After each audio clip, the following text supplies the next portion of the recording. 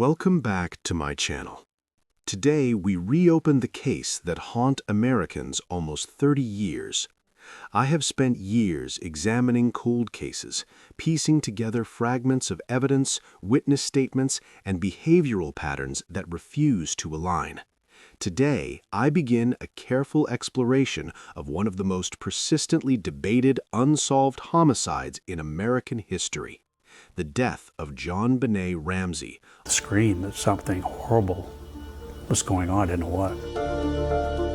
On December 26, 1996, in Boulder, Colorado. One unsettling, verified fact stands out from the beginning and has never changed. Burke Ramsey, the 9-year-old brother of the victim, has never been charged with any crime. He has never been indicted. No prosecutor has ever named him an official suspect. There is no physical evidence, fingerprints, DNA, footprints, that has ever publicly placed him at the center of the crime scene in a way that demanded arrest. Yet, for nearly 3 decades, a single question has lingered in the background of every documentary, every forum discussion, and every reinvestigation. Why does suspicion keep returning to Burke? The answer does not lie in a smoking gun. There is no confession. There is no damning forensic link that has been hidden from the public. Instead, the persistent unease surrounds something quieter and more elusive: silence, inconsistent behavior, and small details in the adult's accounts that do not quite fit together. When a child is killed inside the family home on Christmas night, investigators naturally look first at the people who were present. In this case, 3 individuals were in the house that night: John Ramsey, Patsy Ramsey, and their son, Burke. The parents spoke publicly, gave interviews, hired attorneys, sat for hours of police questioning. Burke, by contrast, was largely absent from the narrative. A child of 9 was interviewed only briefly under highly controlled conditions and then effectively removed from the public eye. That absence itself became a kind of presence. Over the years, subtle patterns emerged in the way the family navigated media appearances, legal proceedings, and even casual conversation. Certain questions were consistently deflected. Certain moments were described in ways that shifted slightly with each retelling. Certain childhood behaviors described by those who knew the children raised quiet questions about impulse control, anger, and the boundary between rough play and something more dangerous. None of this constitutes proof. None of it justifies a conclusion. But in the absence of a clear alternative explanation, these gaps and inconsistencies have kept the focus on Burke Ramsey long after most investigators moved on to other theories. In the episodes that follow, I will walk you through the timeline as I have reconstructed it, drawing only from documented statements, police reports, and publicly released interviews. I will highlight the turning points where doubt deepened, not because of new forensic breakthroughs, but because of words spoken, words withheld, and behaviors that resist easy explanation. There are details still to come, moments from Burke's own adult interviews, recollections from family, friends, and discrepancies that have rarely been placed side by side. These are not accusations, they are observations that have refused to fade. If you have followed this case for years and believe you already know the story, I ask you to stay. The most unsettling elements are not in the headlines from 1996 or 1997. They surface in what was said and not said across the following 3 decades. The question is not whether Burke Ramsey is guilty.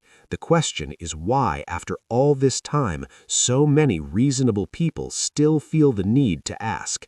Let us begin. In the realm of criminal investigations, children occupy a delicate space.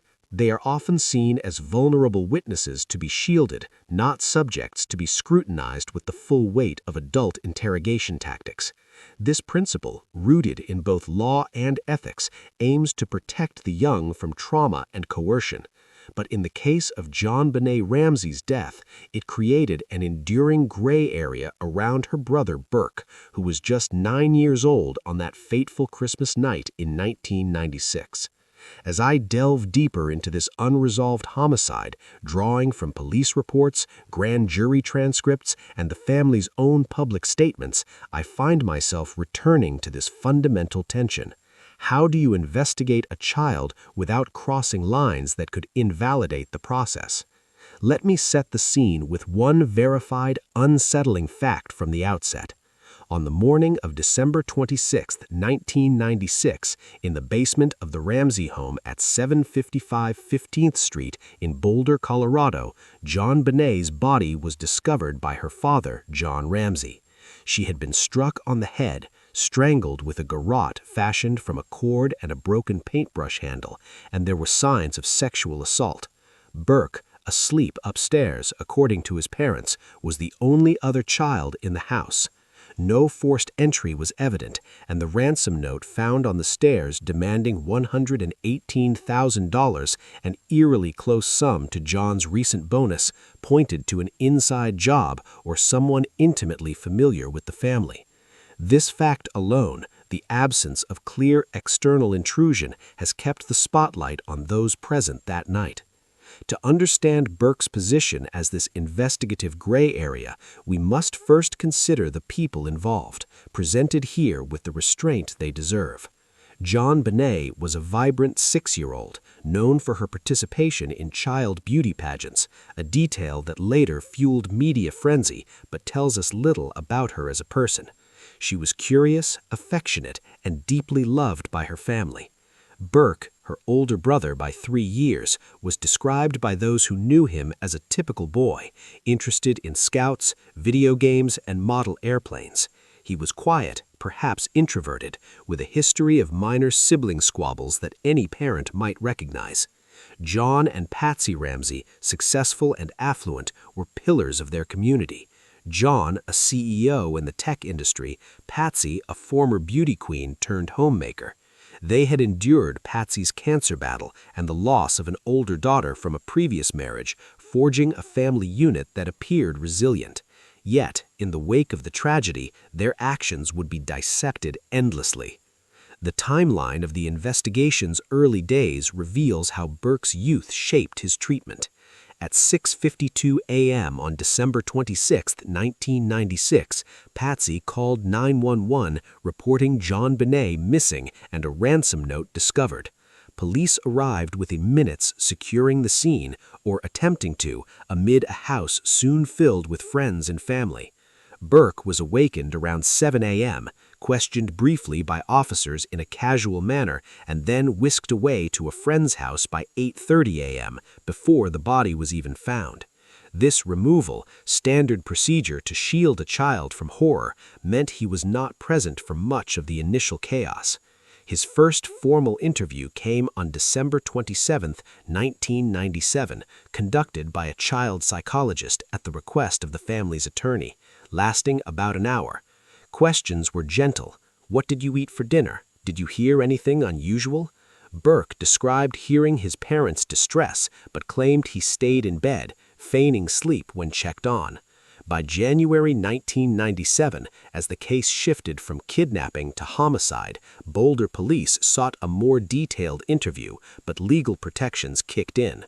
Colorado law, like many states, mandates that interviews with minors consider their age, emotional state, and potential for suggestibility.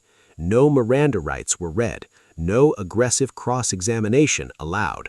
Burke's second interview on January 8, 1997, was videotaped with a detective trained in forensics. He drew pictures, answered about his sister's habits, and denied involvement.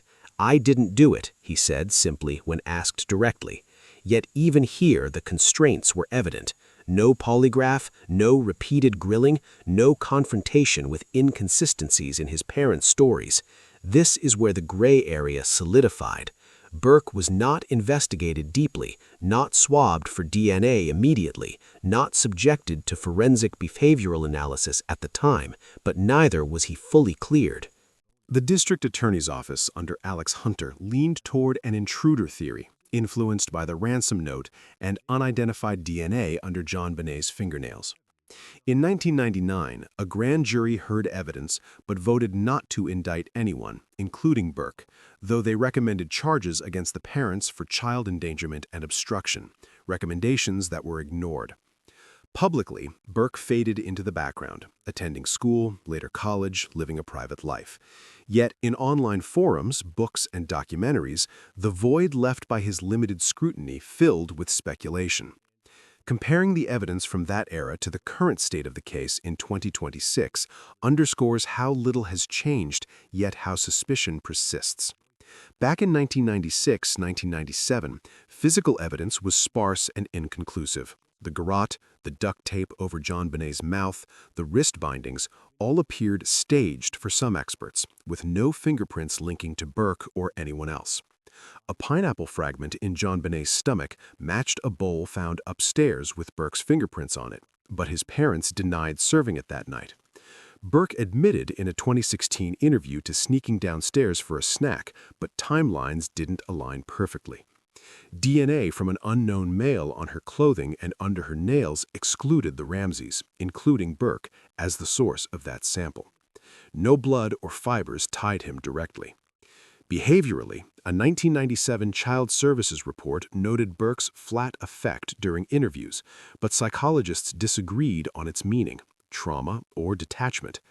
Fast forward to today, nearly 30 years later. The case remains unsolved, with Boulder police stating in 2024 that they continue to review tips, but no arrests imminent. Advances in DNA technology, like genetic genealogy used in other cold cases, have been applied here.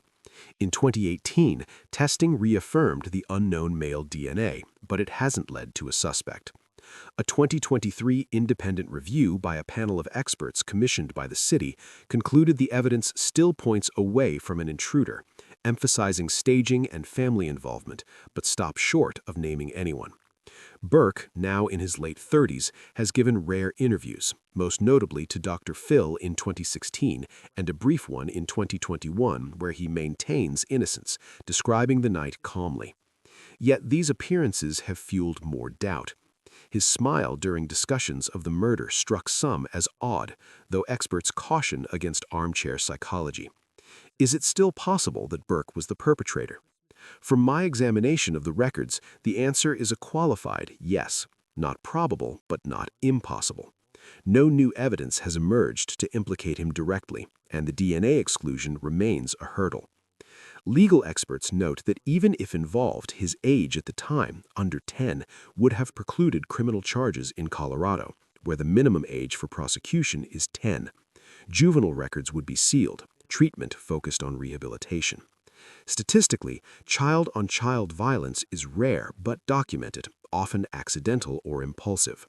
In this case, the lack of a clear motive beyond sibling rivalry and the complexity of the staging ransom note in Patsy's handwriting style per analyst suggest adult involvement if Burke played a role. The theory lingers because alternatives falter. The intruder hypothesis requires ignoring the undisturbed snow, the note's insider knowledge, and the family's inconsistent statements. If we entertain hypotheses where Burke is central purely as thought exercises grounded in known facts, several emerge, each with its own logical threads and flaws. First, the accidental blow scenario.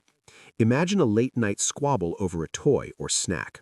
JonBenét, known to follow Burke around the house, interrupts him downstairs. In a moment of frustration, he strikes her with a flashlight, matching the head wound per autopsy. Panicking, he attempts to cover up, perhaps drawing from movies or books. But a 9-year-old crafting a garrote and ransom note strains credulity. This leads to the parental cover-up extension. Burke causes the initial injury accidentally. The parents, discovering her unconscious, believe she's dead or fear scandal. They stage the rest, strangulation to ensure death, mercifully, note to misdirect. This aligns with the grand jury's endangerment focus and explains why they didn't call 911 immediately for a head injury. Evidence: the note's phrasing mirrors Patsy's speech patterns and John's fibers on JonBenét's body. A second hypothesis: premeditated act stemming from jealousy. Pageants spotlighted JonBenét, potentially breeding resentment. Witnesses recall Burke hitting her with a golf club years earlier, ruled accidental. If deliberate, the murder could be an escalation. But child psychologists reviewing his interviews see no signs of psychopathy. He appeared cooperative, if awkward. Counterpoint, the bedwetting theory, where JonBenét's accidents enraged Burke, leading to violence. Autopsy showed no chronic issues, but it speculated. Third, the play gone wrong angle. Siblings experimenting with ropes or games turning fatal. The grot resembles scout knots Burke knew. If true, parents might have covered to protect him, aligning with their media defenses and lawsuits against accusers. In 2008, DA Mary Lacey exonerated the family based on DNA, but that was reversed informally by later officials. These are not accusations, merely reconstructions of theories floated by investigators like Steve Thomas or L. Smith, balanced against counterarguments. Known facts: Burke was in the house. His voice possibly on the 911 tape enhancement. What did you find? His 2016 admission of being awake. Unknowns: exact timeline downstairs. What the grand jury heard in sealed portions. Any private DNA matches. As I close this segment, the gray area around Burke endures, a product of legal safeguards and evidentiary gaps. It invites reflection. How do we balance child protection with truth-seeking? In the parts ahead, I'll explore the parents' roles in lingering forensic puzzles. Stay with me. These threads, woven carefully, may yet reveal patterns unseen. In the quiet hours after midnight on December 26, 1996, in the sprawling Ramsey home in Boulder, Colorado, a single detail emerged from the autopsy that quietly undermined the family's initial account of the night. JonBenét's stomach contained fragments of undigested pineapple, consumed perhaps 1 to 2 hours before her death. This fact, documented in the coroner's report, stands as one of the earliest points of verifiable inconsistency. The people at the center of this detail deserve careful introduction. JonBenét, 6 years old, was described by those close to the family as lively and trusting, a child who loved her dolls and her brother. Burke, 9 at the time, was remembered as reserved, fond of trains and scouts, with the ordinary frictions of sibling life. John and Patsy Ramsey, her parents, presented themselves as grieving, cooperative in the beginning, though increasingly guarded as weeks passed. Their statements in the first days after the discovery shaped the early narrative. The family had returned from a Christmas dinner at the Whites' home around 9 or 10 p.m. JonBenét was carried upstairs asleep by her father, placed in bed in her clothes, and never awoke. No one mentioned a late-night snack. No one recalled preparing or serving pineapple. The timeline begins with the crime scene processing on December 26, 1996. Police photographs captured the breakfast room table, a white bowl containing chunks of pineapple and milk, a large spoon resting inside. Initially overlooked, thought perhaps to be cereal, the bowl drew attention after the autopsy results arrived weeks later. Forensic analysis matched the pineapple fragments in JonBenét's small intestine to the pieces in the bowl, down to the rind characteristics. Fingerprints were lifted, Burke's on the bowl and a nearby glass, Patsy's on the bowl as well. No prints from JonBenét appeared on the items, though she had ingested the fruit. She was exhausted from the day's festivities. Patty told detectives she did not feed her daughter pineapple that night, did not place the bowl on the table, and could not account for its presence. "I did not put the bowl there," she said in one session. "I did not feed JonBenét pineapple."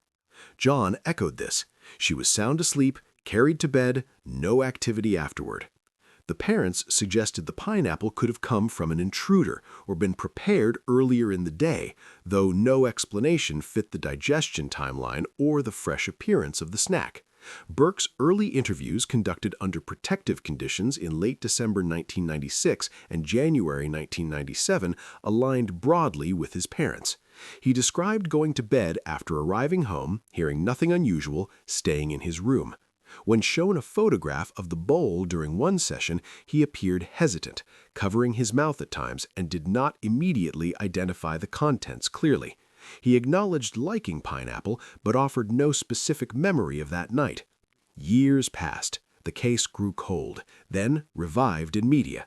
In September 2016, Burke, now 29, spoke publicly for the first time in a televised interview. He addressed the pineapple directly. He recalled sneaking downstairs after his parents were asleep to play with a new toy and eat a snack. Pineapple, he said. He did not remember JonBenét joining him, though he noted both siblings enjoyed the fruit. When asked about the bowl on the table, he suggested it might have been his, left out from a late-night moment. He emphasized no particular reason the detail would stick in memory after 20 years. "Would you remember eating pineapple 20 years ago?" he asked. He denied any conflict over it. This admission shifted the picture slightly. It placed Burke awake and downstairs after bedtime, contradicting the family's earlier insistence that everyone slept through until morning. It explained his prints, but left open how JonBenét consumed some without anyone noticing. Digestion timing. Undigested pieces suggesting recent ingestion clashed with the claim she never woke. If she ate upstairs in bed, no bowl would remain on the table. If downstairs, someone facilitated it quietly. Key turning points deepened the unease around these statements.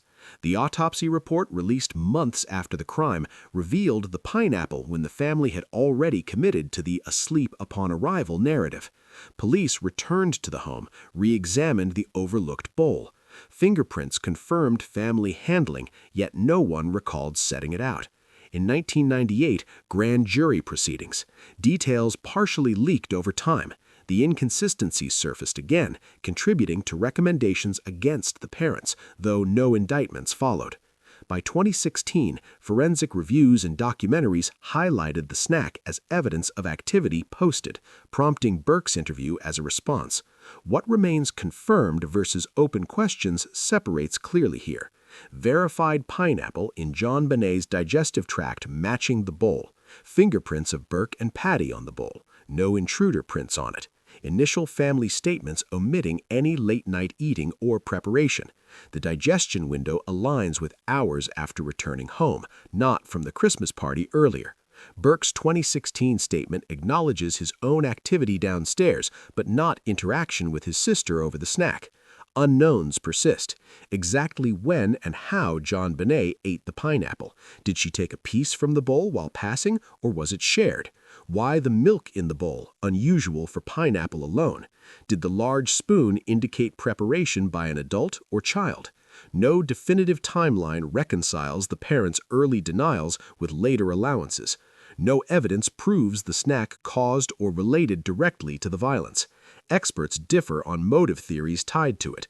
The pineapple stands not as proof of guilt, but as a small, stubborn discrepancy. A minor household detail that should have been trivial became a measure of reliability. If one piece of the night's story, the simple act of bedtime, does not hold under scrutiny, observers naturally wonder what else might shift. The question lingers without resolution. How many other ordinary moments were reframed, forgotten, or left untold in the effort to make sense of an unthinkable loss? In the segments to come, I will examine other behavioral patterns and statements that accumulated over decades. These are not indictments. They are threads that refuse to lie flat. The audience must weigh them carefully, as I have, against the weight of time and the absence of final answers. The individuals involved remain the core family. JonBenét, the 6-year-old victim, was remembered by those who knew her as bright, expressive, and affectionate toward her brother.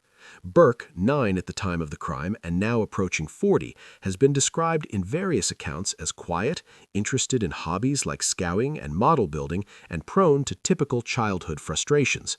John and Patty Ramsey, his parents, navigated intense scrutiny while attempting to protect their surviving child from further exposure.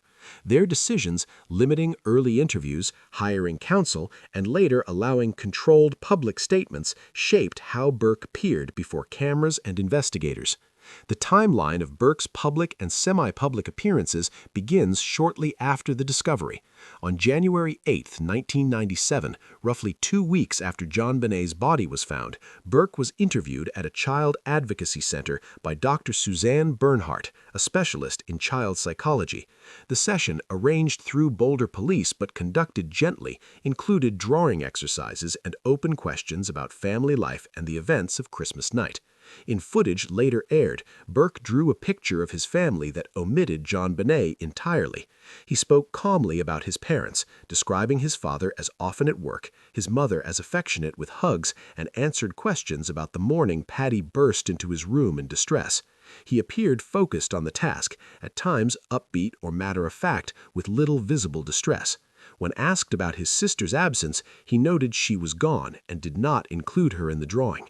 The psychologist later observed that his responses showed protectiveness towards his family, difficulty expressing negative feelings about them, and no clear signs of having witnessed trauma, though she noted possible indications of a strained home environment. Additional sessions followed. In August 1998, Burke spoke again to police, then 11 years old. He recounted waking to his mother's frantic search, coming downstairs excited thinking JonBenét had been found, only to learn from his father that she was in heaven. He described hearing his mother going psycho in distress. His delivery remained composed with occasional squirming or casual gestures like sipping from a soda can. These early recordings, portions released over time, captured a child responding under controlled conditions, shielded from aggressive questioning due to age. Nearly 2 decades passed before Burke appeared publicly. In September 2016, at age 29, he sat for a multi-part interview with Dr. Phil McGraw. This marked his first voluntary media engagement. He addressed long-standing theories, the pineapple detail, his memories of the night, and the impact of suspicion on his life. Throughout the conversation, he maintained the consistent expression, a slight, fixed smile, occasional nervous laughter, averted or darting eye contact, and a flat affect when discussing painful topics. When Dr. Phil showed clips of the 1997 drawing session or questioned him about sibling incidents like striking JonBenét with a golf club years earlier, which he described as accidental, Burke responded with smiles or chuckles that struck many viewers as mismatched. He explained his limited curiosity that morning as typical for a child focused on his own world, and he denied any involvement. These moments became turning points in public perception.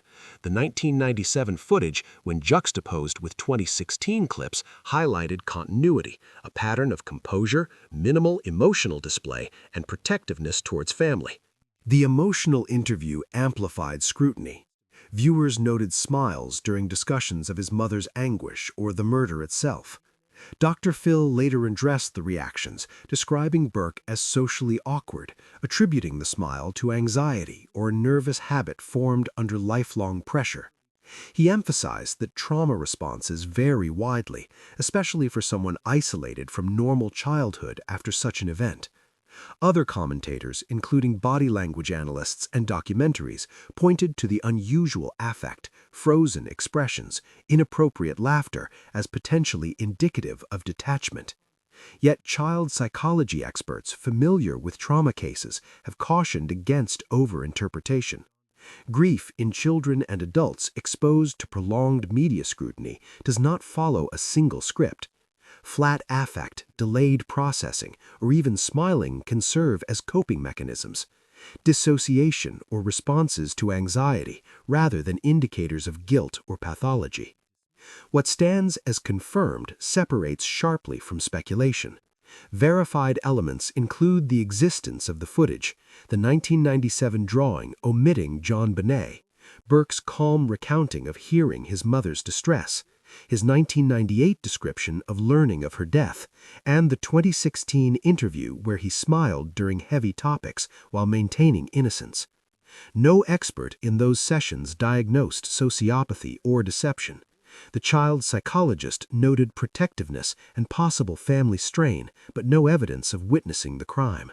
Dr. Phil defended the demeanor as anxiety-driven.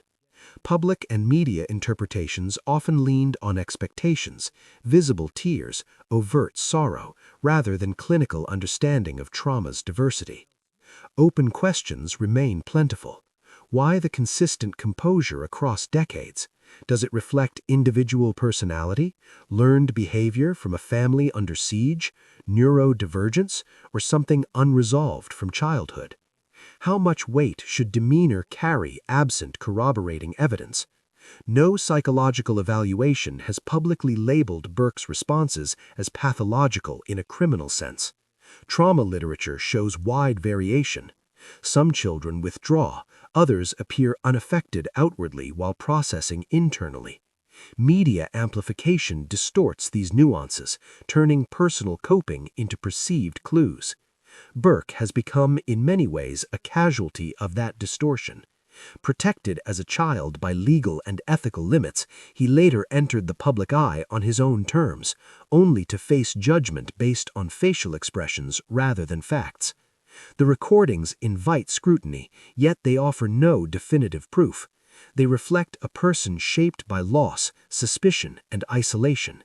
The case continues to turn on these human elements, how people appear under unimaginable strain. In the segments ahead, I will trace other threads, forensic reconsiderations, parental statements, and the enduring gaps in the record. These observations stand as they are, without conclusion. The audience must decide what, if anything, they reveal about truth, grief, or the limits of our ability to read another's inner world after 30 years. In the Ramsey household in Boulder, Colorado, one documented incident involving the two children quietly entered the investigative record.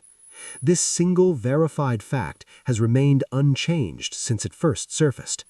At some point prior to the homicide, Burke struck JonBenét with a golf club, causing an injury to her face.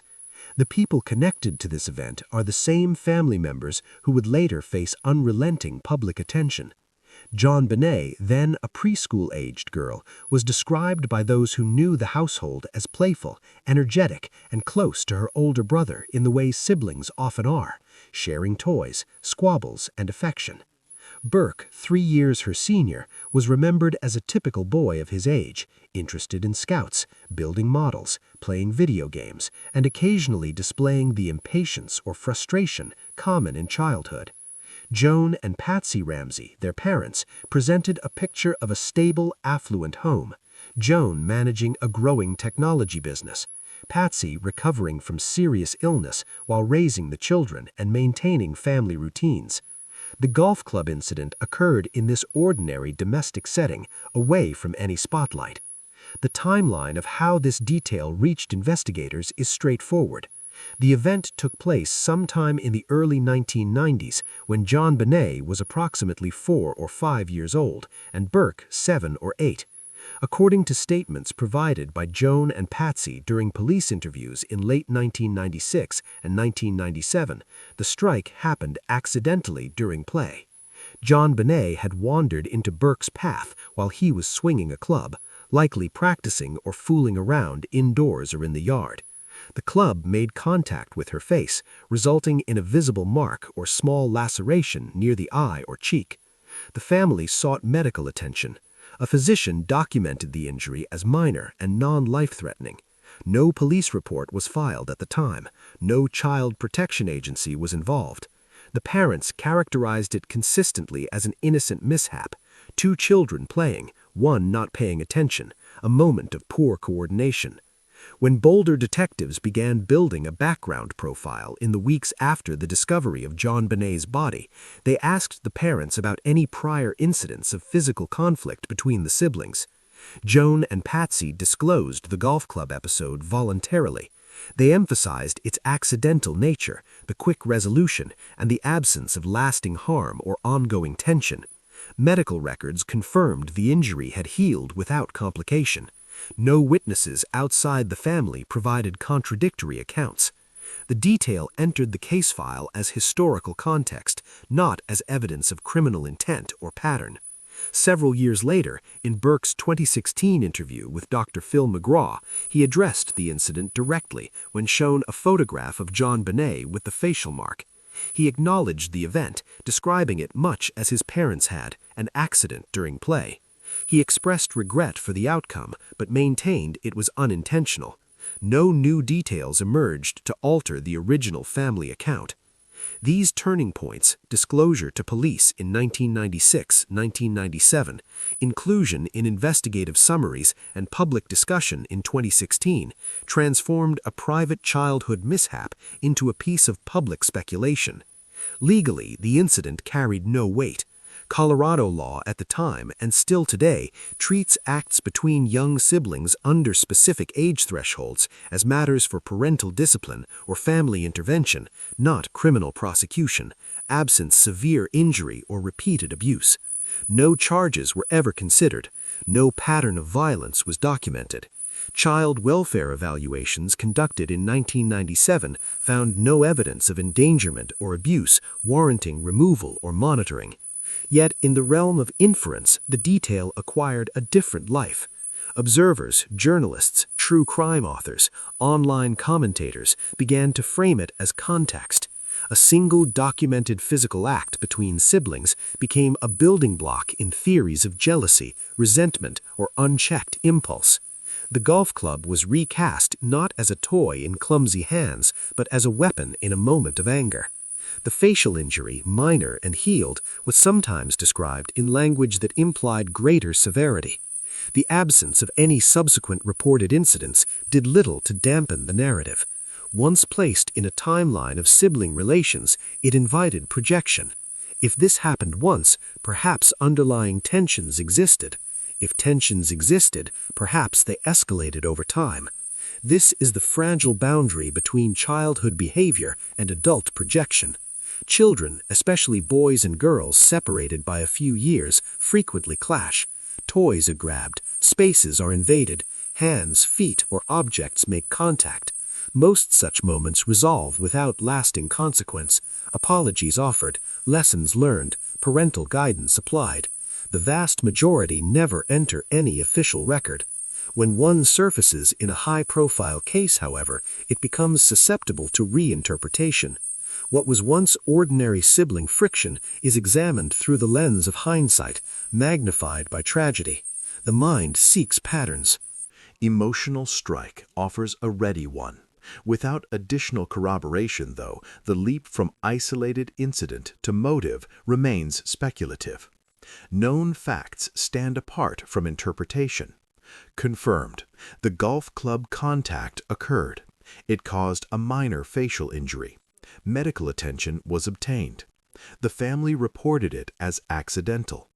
No further similar incidents were documented in school, medical, or social service records. Burke and his parents have consistently described it the same way across decades. No forensic, behavioral, or psychological evaluation has ever linked this event to criminal predisposition. Child development literature describes such occurrences as within the normal range of sibling interaction for that age group, particularly when supervision is momentary or play is unsupervised. Open questions persist as they must in any incomplete record. Was the strike truly accidental, or did frustration play a role that day? Did the incident leave any emotional residue for either child? Did the parents address it in ways that shaped future dynamics? No diary entries, therapy notes, or third-party observations have surfaced to answer these.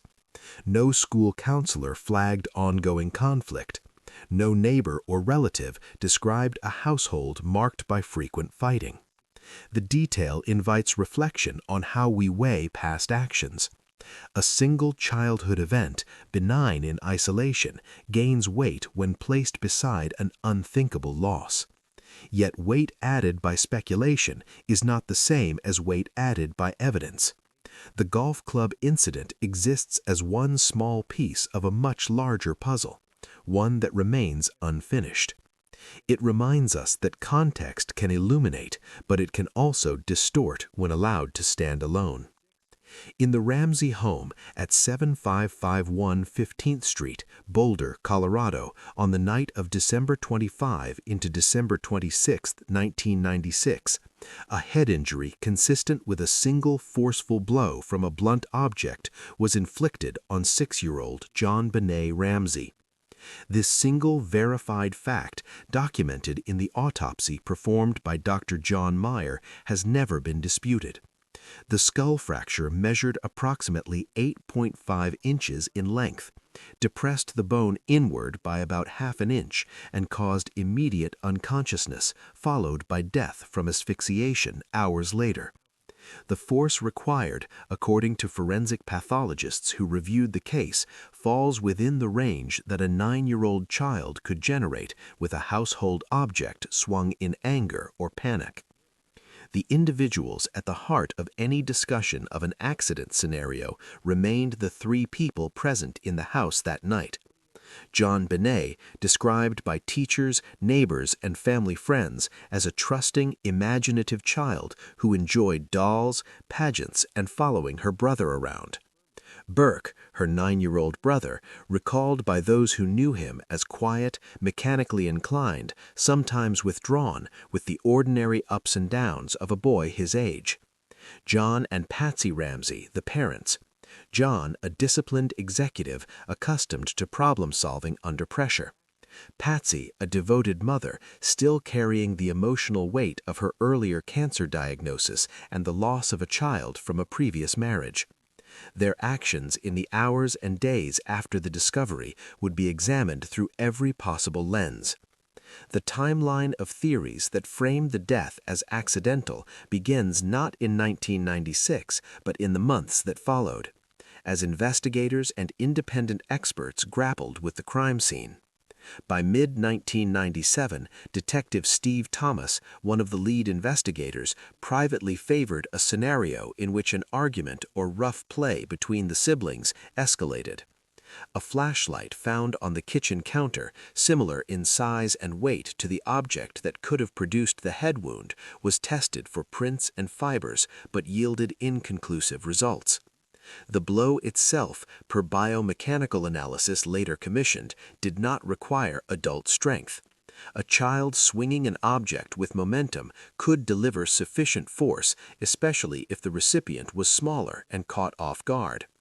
No weapon was ever definitively identified, but household items, flashlight, baseball bat from Burke's room, even a piece of train track from his collection, were considered possibilities. A separate line of thinking developed by some forensic consultants and later echoed in public discussions posited that the initial injury occurred downstairs, perhaps in the kitchen or play area. The undigested pineapple in JonBenét's stomach placed her activity within a window of 1 to 2 hours before death. If she had been struck there, the sequence could have unfolded in minutes. A moment of frustration, a swing, a fall, immediate loss of consciousness. The parents, discovering her unresponsive, might have believed she was already dead or dying. Panic could follow. Fear of scandal, fear of losing their remaining child to the justice system, fear of public judgment in a community where they were known figures. From that point, various versions of a cover-up scenario have been proposed. In one reconstruction, the adults move the body to the basement wine cellar to buy time. The garrote is applied, perhaps in a misguided attempt to stage a sexual assault or to ensure death appeared intentional rather than accidental. The ransom note, written in Patsy's handwriting style according to some analysts, is composed on a pad from the house, demanding an amount matching John's recent bonus. The staging elements, duct tape, wrist ligatures, the note left on the stairs, serve to shift suspicion outward. The family returns upstairs, waits until morning, and Patsy makes the 911 call at 5:52 a.m., reporting a kidnapping. Another variation suggests the staging began almost immediately after the head blow. The parents, convinced the injury was fatal and fearing questions about supervision or sibling dynamics, decide to protect Burke at all costs. They alter the scene to suggest an intruder, knowing the absence of forced entry would eventually point inward, but hoping the note and staging would create reasonable doubt. John carries the body downstairs. Patsy writes or dictates the note. Both participate in binding the wrists loosely and placing the tape. The garrote, constructed from cord available in the house and a broken paintbrush handle from Patsy's art supplies, becomes the final act, either to mask the head injury as cause of death or to simulate strangulation from an outsider. These scenarios gained traction in certain circles because they accounted for several observed facts without requiring premeditation or extreme violence from a child. The head wound showed no defensive injuries on JonBenét's arms or hands, consistent with a sudden, unexpected blow rather than a prolonged struggle. The vaginal trauma described in the autopsy as consistent with digital penetration or a small object, in theory could have occurred post-mortem during staging. The absence of widespread blood spatter or signs of a prolonged fight aligned with a single catastrophic impact, followed by unconsciousness. The pineapple bowl with Burke's fingerprints placed him downstairs late at night, potentially setting the stage for an encounter. Yet every version of the accident and cover-up hypothesis collides with the same immovable barrier. The physical evidence does not support it. No DNA from Burke was recovered on JonBenét's clothing, skin, or bindings. Touch DNA, low-level mixtures, and trace samples were tested repeatedly. The only foreign profile belonged to an unknown male found in multiple locations on her long johns and under her fingernails. That profile has never matched any Ramsey family member. No blood from JonBenét appeared on Burke's clothing, bedding, or anywhere else in his room or bathroom that morning. Luminol and alternative light sources revealed no cleaned-up blood trails between the supposed injury site and the basement. The garrote knot, complex and deliberate, has been described by experts as unlikely to be tied by a 9-year-old in panic. It required tension and precision inconsistent with haste. The ransom note itself presents another obstacle. Emotional tone. 3 full pages drafted on a notepad from the house contained phrasing and vocabulary that analysts linked more closely to adult composition than to a child's imagination. Handwriting experts disagreed on Pat's involvement. Some excluded her, others found similarities too close to ignore, but no child's handwriting was ever suggested. The note's calm, rehearsed tone jars with the idea of parents in the grip of immediate terror over an accidental death. Behavioral evidence adds further friction. The parents' demeanor in early interviews, cooperative at first, then increasingly lawyered, does not perfectly match people who have just staged a scene to protect a child. They permitted friends into the house before the body was found, potentially contaminating the scene. Yet they also preserved certain areas. They gave hair and handwriting samples willingly, yet resisted deeper questioning about family dynamics. Burke's own interviews, limited and protected, showed no signs of acute guilt or trauma consistent with having caused a fatal injury hours earlier. Known facts stand clear against these theories. Confirmed, the head injury required force achievable by a child. No intruder DNA matched any known person. The staging elements were present. The note existed in Patsy's pad. The pineapple was consumed late. Burke's prints were on the bowl. No physical trace, blood, semen, saliva, skin cells, fibers, tied Burke to the bindings, the garrote, the tape, or the body after the injury. The unknown male DNA profile, retested with modern methods as recently as 2023-2024, remains unidentified and excludes the entire Ramsey family. Open questions accumulate. If an accident occurred, why no trace evidence from the staging participants on the ligatures or notepaper? Why the elaborate garrote rather than a simpler method to explain death? Why the precise ransom amount matching a recent paycheck figure known only to family and employer? Why no confession, therapy record, or behavioral shift in Burke over 30 years that suggests unresolved guilt? Why did independent forensic reviews, including a 2023 panel convened by the city of Boulder, conclude that the evidence still leans toward family involvement without identifying a specific actor? The accident hypothesis, and the cover-up that would necessarily follow, remains plausible on paper because it humanizes the unimaginable. Ordinary people in extraordinary panic making catastrophic decisions to shield a child. Yet plausibility is not proof. The absence of supporting trace evidence after decades of testing with increasingly sensitive techniques creates a void that speculation cannot fill. No theory has crossed that threshold. The people at the center of this absence are the three individuals known to have been in the house that night. JonBenét, 6 years old, was described by those who knew her as gentle, imaginative, and deeply attached to her family routines. Burke, 9 at the time, was remembered by teachers, neighbors, and extended family as reserved, mechanically curious, and capable of the ordinary flashes of temper that mark many children his age. John and Patsy Ramsey, their parents, were seen in their community as attentive and protective. John methodical in his professional life, Patsy warm and organized in the home. Their decisions in the immediate aftermath, calling friends to the house, retaining counsel early, limiting access to Burke, shaped how the investigation unfolded around the surviving child. The timeline of evidence collection and analysis begins on the morning of December 26th. Police secured the residence, photographed every room, lifted prints from surfaces, and collected fibers, hairs, and trace materials. The body was examined at the scene and later at the autopsy suite. Swabs were taken from JonBenét's skin, clothing, fingernails, and genital area. Bindings, duct tape, the garrote cord, and the paintbrush handle were bagged separately. The ransom notepad, pen, flashlight, pineapple bowl, and other household items were processed. Over the following weeks and months, the Colorado Bureau of Investigation and private laboratories conducted tests for blood, semen, saliva, skin cells, and foreign fibers. DNA profiles were developed from unidentified samples.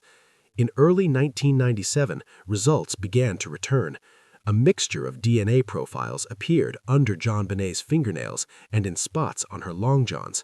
One profile, a small amount of male DNA not matching any Ramsey family member, was designated Unknown Male 1. It appeared in multiple locations, consistent with touch or transfer. No profile matched Burke. No blood from JonBenét was found on his clothing, bedding, or personal items seized that day. No fingerprints belonging to him appeared on the duct tape, the garrote components, or the ransom note paper. The pineapple bowl carried his prints and Patsy's, but the glass beside it showed only Patsy's. The flashlight yielded no usable prints tying it to anyone. By 1998, as the grand jury convened, forensic summaries confirmed the pattern. Touch DNA technology at the time was limited, yet even the most sensitive tests available did not place Burke's genetic material in incriminating positions. The unknown male profile persisted as the only foreign contributor.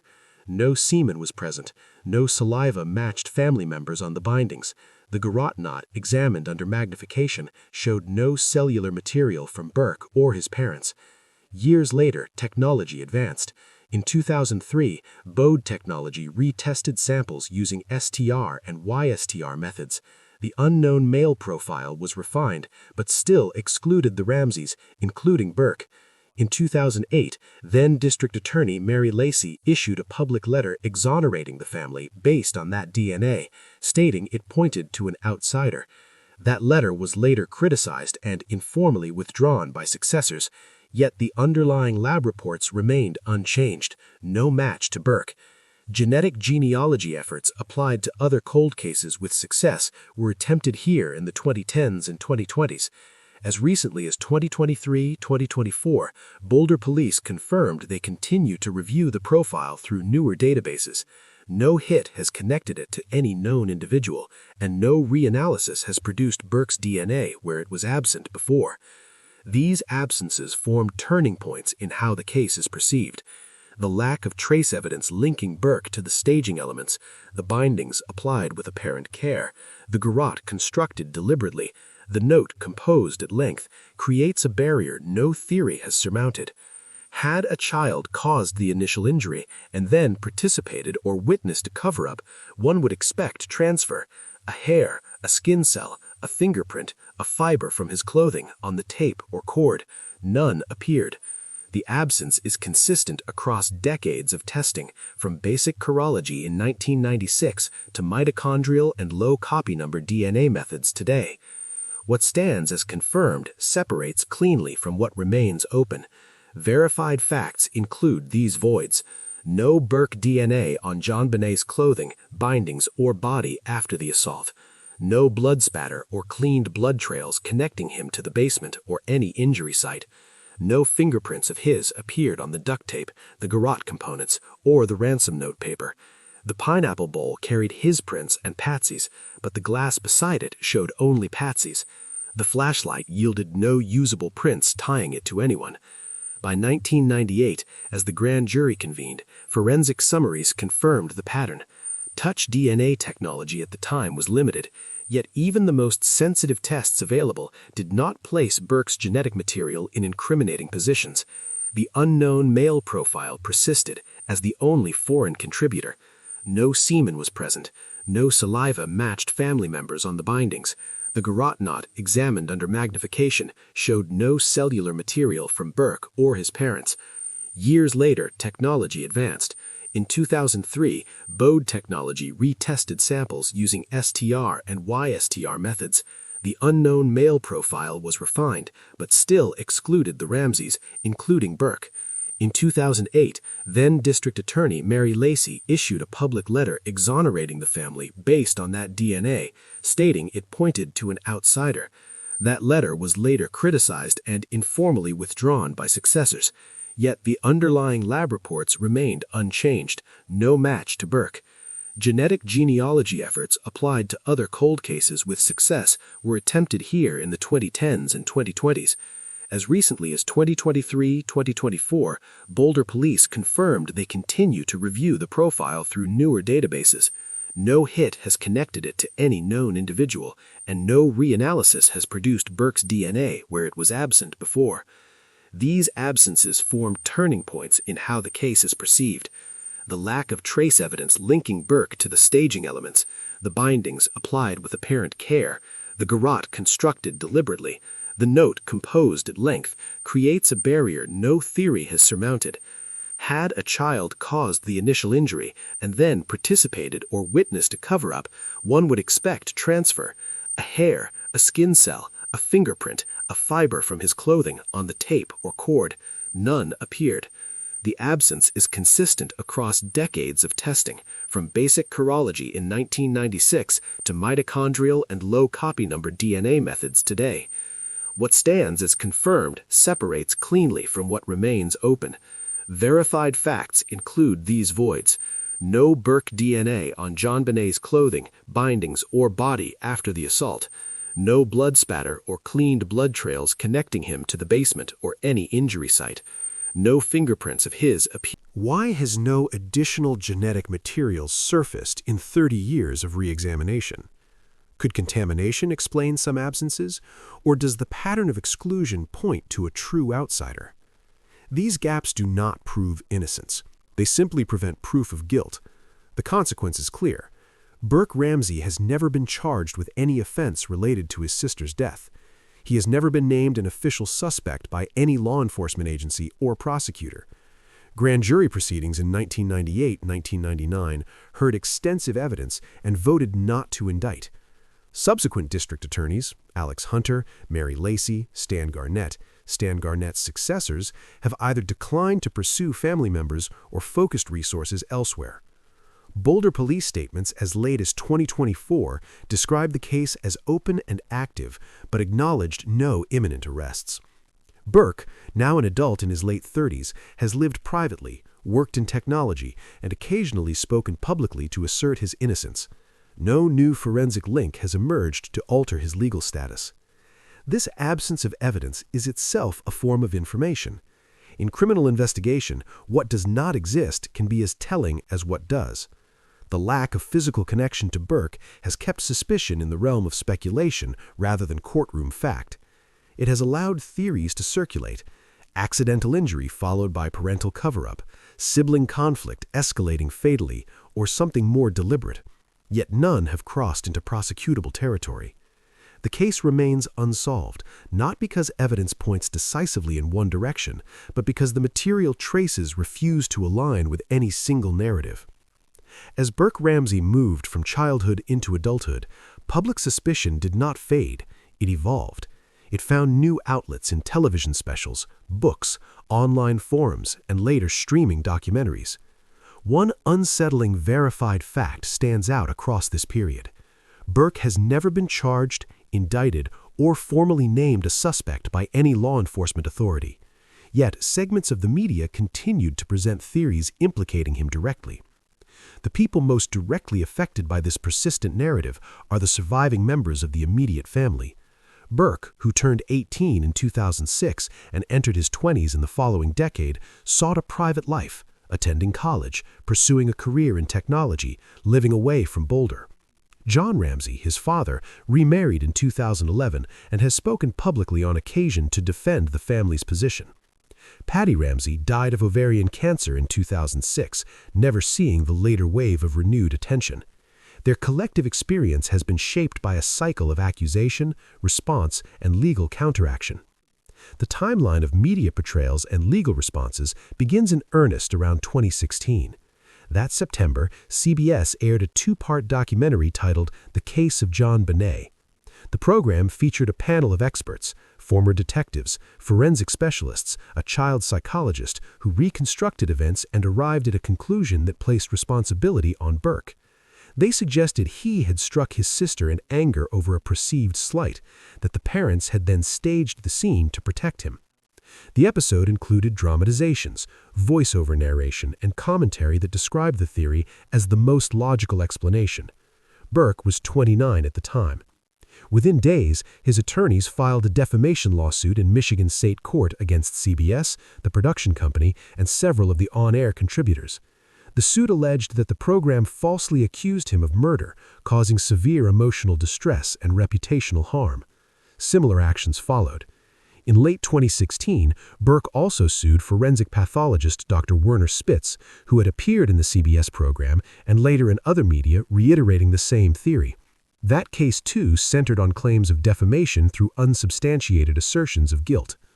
Around the same period, John Ramsey filed his own defamation action against a different author and publisher, whose 2012 book had advanced a comparable narrative involving Burke. These lawsuits were not isolated. They reflected a pattern. When media presentations crossed from speculation into declarative statements of fact, naming Burke as the perpetrator without new evidence, the family responded through the courts. Several turning points marked the legal outcomes. In January 2019, a Michigan judge dismissed Burke's lawsuit against CBS and the panelists, ruling that the statements constituted protected opinion rather than verifiable assertions of fact. The court noted that the program framed its conclusions as a theory supported by the panel's analysis, not as proven truth. Burke's attorneys appealed, but the dismissal was upheld. A separate settlement was reached with Dr. Spitz out of court in 2019. The terms were confidential, though public statements indicated Spitz agreed to retract certain on-camera remarks and to avoid repeating the accusation. John Ramsey's suit against the author yielded a retraction and apology published by the publisher in 2018, along with an undisclosed financial resolution. These resolutions, while not all courtroom victories, demonstrated that certain public claims had overstepped legal boundaries. Other media moments drew quieter responses. In 2017, a Netflix documentary series revisited the case and included interviews that leaned toward family involvement without naming Burke explicitly. No lawsuit followed. In 2021, Burke appeared briefly on national television to reiterate his innocence and describe the toll of lifelong suspicion. He spoke of isolation, of relationships strained by public perception, of the difficulty of living under a cloud that never lifts. These appearances were rare. For the most part, he has remained out of the spotlight. What stands as confirmed separates clearly from what remains interpretive. Verified outcomes include these. Burke has never been faced criminal charges or civil liability related to his sister's death. Multiple defamation actions initiated by the Ramseys resulted in retractions, settlements, or dismissals on technical grounds. Some media entities adjusted language or issued clarifications after legal pressure. No new forensic or testimonial evidence has emerged in the past decade to alter Burke's legal status. Court records show that judges have repeatedly distinguished between protected expression of opinion and actionable defamation, particularly when no governing authority has accused him. Open questions persist around the human cost. How does constant insinuation affect a person who was 9 years old at the time of the tragedy? What is the long-term impact of being cast without legal adjudication as the central figure in one of the most publicized unsolved cases in modern American history? The lawsuits achieved partial remedies, public retractions in some instances, financial compensation in others, but they could not erase the archive of video clips, articles, and forum threads that continue to circulate. Trauma of this kind is cumulative. It does not require a courtroom verdict to leave lasting marks. The legal battles also highlight a broader tension. When suspicion lingers without resolution, media fills the void. Theories proliferate because facts alone have not closed the case. Yet when those theories harden into declaration of fact against a private individual who has never been prosecuted, the courts have sometimes intervened to draw a line. The interventions have been uneven. Some claims survive as opinion, others are tempered, but they underscore that public discourse operates under different rules than criminal justice. Evidence thresholds in a courtroom are high, standards for television commentary are lower. Burke's experience illustrates the durability of doubt once it takes root in the cultural memory. He has not been exonerated in the public mind the way some imagine exoneration should occur through a definitive finding or a new suspect charged. Instead, he occupies a space defined by absence of charges, absence of conviction, absence of any official designation as perpetrator. That absence has not quieted the narrative. It has, in some ways, sustained it. The people who carry the weight of those decades are few and familiar.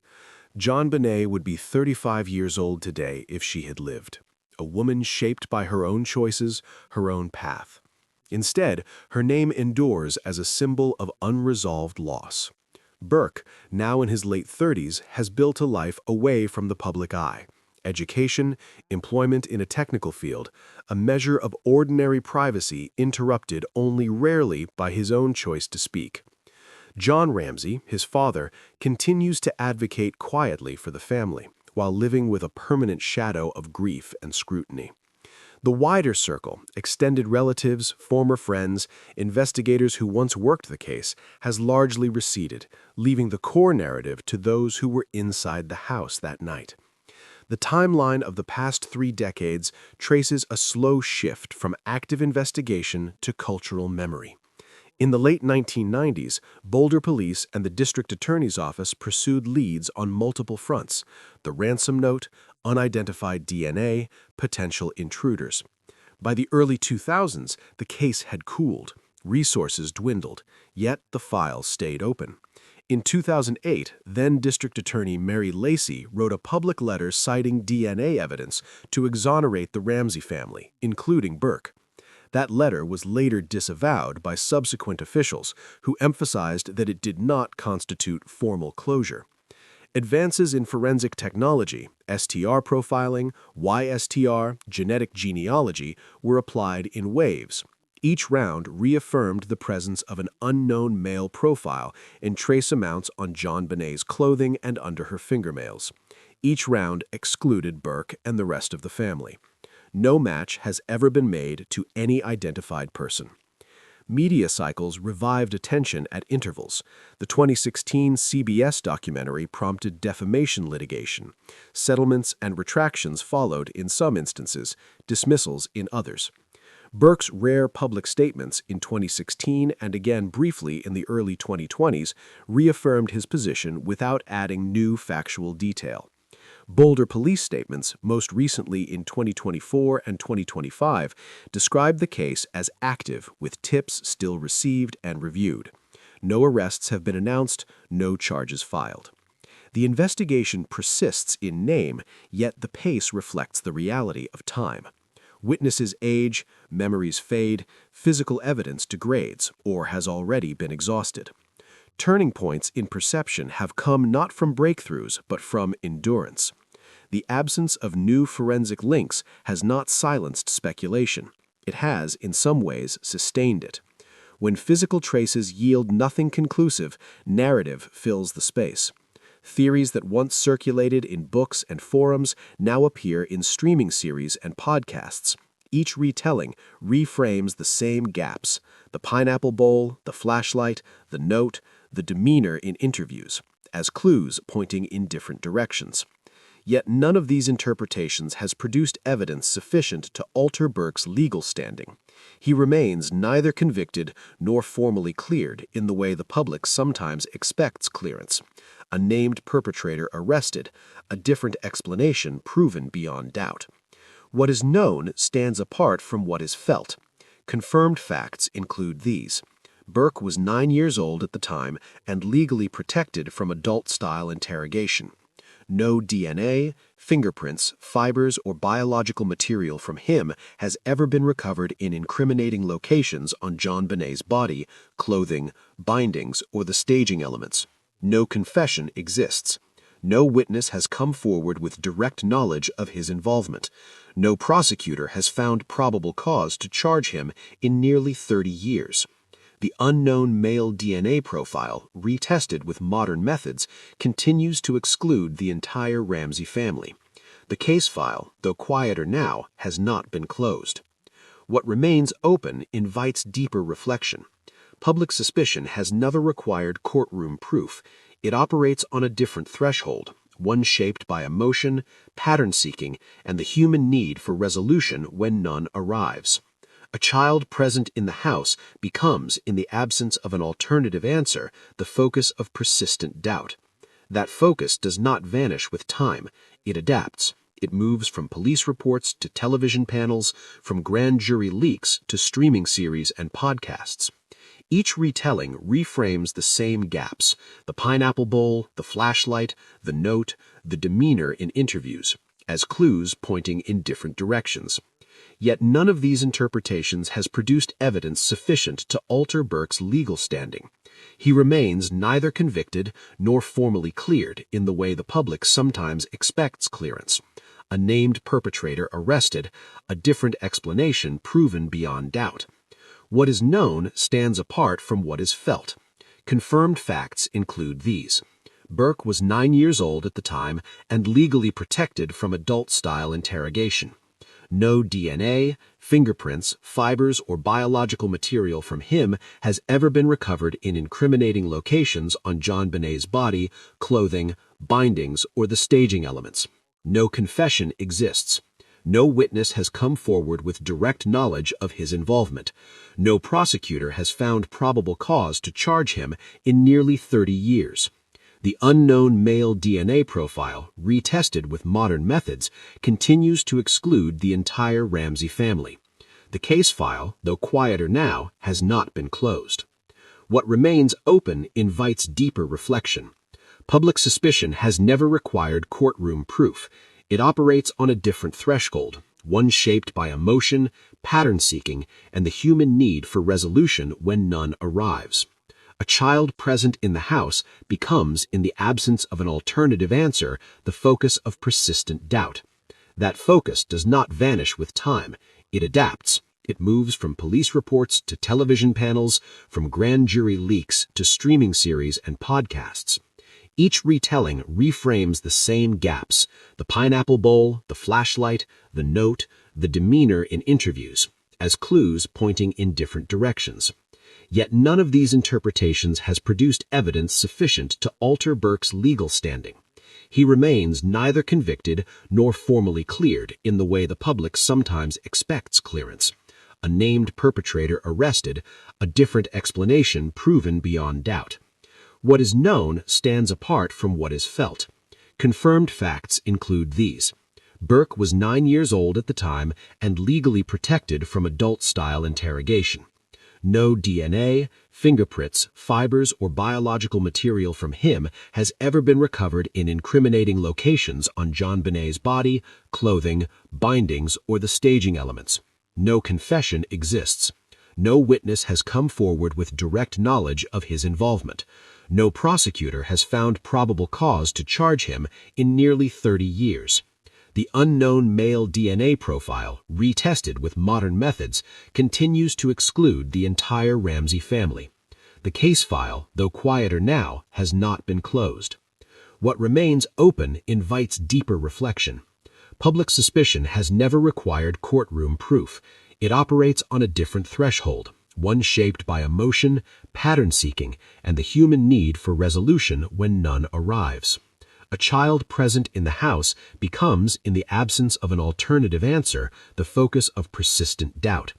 That focus does not vanish with time. It adapts. It moves from police reports to television panels, from grand jury leaks to streaming series and podcasts. Each retelling reframes the same gaps: the pineapple bowl, the flashlight, the note, the demeanor in interviews, as clues pointing in different directions. Yet none of these interpretations has produced evidence sufficient to alter Burke's legal standing. He remains neither convicted nor formally cleared in the way the public sometimes expects clearance. A named perpetrator arrested, a different explanation proven beyond doubt. What is known stands apart from what is felt. Confirmed facts include these. Burke was 9 years old at the time and legally protected from adult-style interrogation. No DNA, fingerprints, fibers, or biological material from him has ever been recovered in incriminating locations on JonBenét's body, clothing, bindings, or the staging elements. No confession exists. No witness has come forward with direct knowledge of his involvement. No prosecutor has found probable cause to charge him in nearly 30 years. The unknown male DNA profile, retested with modern methods, continues to exclude the entire Ramsey family.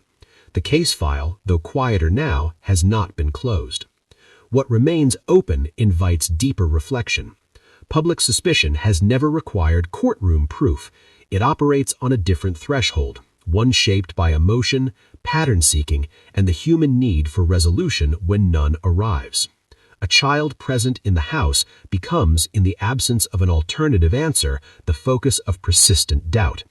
That focus does not vanish with time. It adapts. It moves from police reports to television panels, from grand jury leaks to streaming series and podcasts. Each retelling reframes the same gaps: the pineapple bowl, the flashlight, the note, the demeanor in interviews, as clues pointing in different directions. Yet none of these interpretations has produced evidence sufficient to alter Burke's legal standing. He remains neither convicted nor formally cleared in the way the public sometimes expects clearance. A name